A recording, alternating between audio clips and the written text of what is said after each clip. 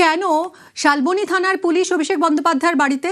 একটু যদি আমরা পিছনে তাকাই, জমি কেলেঙ্কারি মামলায় আগেই জালে প্রাক্তন বিধায়ক, মেদিনীপুরের প্রাক্তন বিধায়ক সুজয় হাজরাকে গ্রেফতার করেছিল পুলিশ জমি কেলেঙ্কারি মামলায়। আর এই সুজয় হাজরার থেকেই অভিষেক বন্দ্যোপাধ্যায়ের আপ্ত সহায়কের লিঙ্ক পাওয়া গেছে।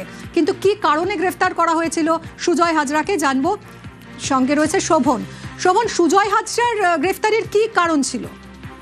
দেখো মিমি, যেটা পুলিশ সূত্রে ওই সময় জানা গিয়েছিল যে গত 8 দিন আগে যে সুজয় হাজরাকে, অর্থাৎ মেদিনীপুরের যিনি প্রাক্তন বিধায়ক তৃণমূলের, তাকে যে গ্রেফতার করা হয়েছিল এবং তার কারণ ছিল যে জমি কেলেঙ্কারি, অর্থাৎ শালবনীতে সরকারি কিছু জমি রয়েছে, সেই সব জমি কিন্তু বেহাত হয়ে গিয়েছে এবং সেই জমি যে বেহাত হয়েছে তার পেছনে রয়েছে জাল দলিল এবং জাল রেকর্ড তৈরি করে সেই জমি অন্য প্রমোটারদেরকে বিক্রি করা হয়েছে।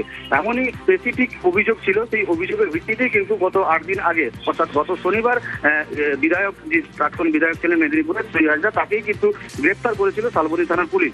এবং তারপরেই যেটা জানা যাচ্ছে যে শালবনী থানার পুলিশ তাকে জেরা করে জানতে পারে যে সুমিত, যে অভিষেক বন্দ্যোপাধ্যায়ের যে বিয়ে রয়েছে, তার কিছু লিঙ্ক পাওয়া যায়। এমনটা অনুমান করা হচ্ছে যে তার লিঙ্ক পাওয়ার পরেই কিন্তু আজ, অর্থাৎ গতকাল রাতে যে পুলিশ কলকাতাতে যে হানা দিয়েছিল, সেই কারণেই হানা দিয়েছিল যে সুমিতের সঙ্গে সুজয় হাজরার কোনো লিঙ্ক রয়েছে কিনা সেই বিষয়ে জানার জন্যই কিন্তু পুলিশ গতকাল শালবনী থানার পুলিশ গিয়েছিল কলকাতায়।